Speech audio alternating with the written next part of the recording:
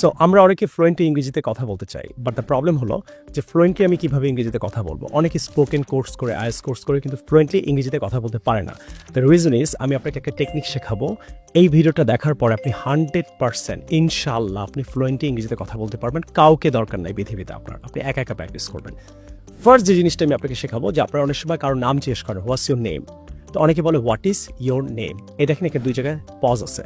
এটা আপনি একসাথে প্রশ্নগুলো করার চেষ্টা করবেন যখনই আপনি ইংরেজিতে কাউকে প্রশ্ন, হোয়াটস ইউর নেম। তারপরে মাই নেম ইজ রাসেল। এই যে মাই নেম ইজ রাসেল 3বার থেমে বলেন, মাই নেম ইজ রাসেল। দেখেন এখনও কিন্তু আপনি পজ দিচ্ছেন, my name is Rasel. What's your name, my name is Rasel. যখন আপনি মনে করবেন আমি একসাথে কোয়েশ্চেনও বলতে পারছি, আনসারও করতে পারছি, তখন আপনি যেটা করবেন নিজেকে প্রশ্ন করবেন, নিজে উত্তর দেবেন। What's your name, my name is Rasel. Where are you going, I am going to college. Can I talk to you? Yes, you can talk to me. Listen, can I talk to you? আপনি এভাবে বলতে পারেন, can I talk to you? আপনি একসাথে বলুন, can I talk to you? আবার answer আপনি বলতে পারেন, yes, you can talk to me. আবার 3বার থামলেন, yes, you can talk to me. তাহলে আপনি যদি ফ্লুয়েন্ট হতে চান, আপনি যেই প্রশ্নগুলো জানেন, আনসারগুলো জানেন, সেগুলো আগে নিজের থেকে বলার চেষ্টা করবেন।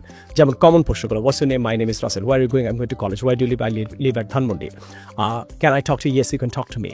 হোয়াটস your father's name? My father's name is Rasel. What's your mother's name? আপনি মাই মাদার্স নেম ইজ। আপনি জাস্ট প্রশ্ন ফ্লুয়েন্টলি করবেন, আনসার ফ্লুয়েন্টলি করবেন।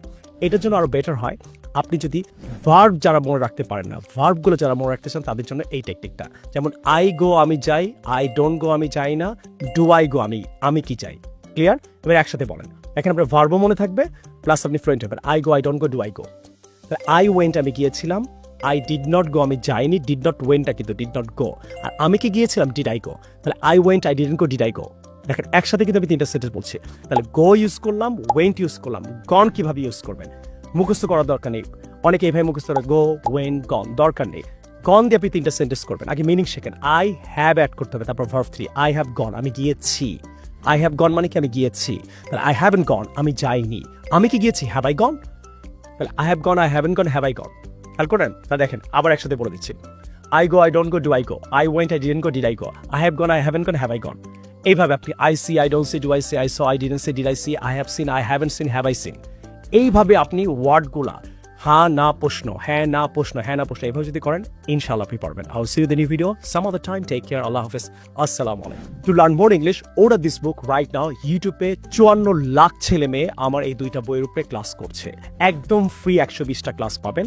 এই 120টা ক্লাস কোনো কোচিংই করতে গেলে আপনাকে 6 মাস কোর্স ফি পে করে ক্লাস করতে হবে।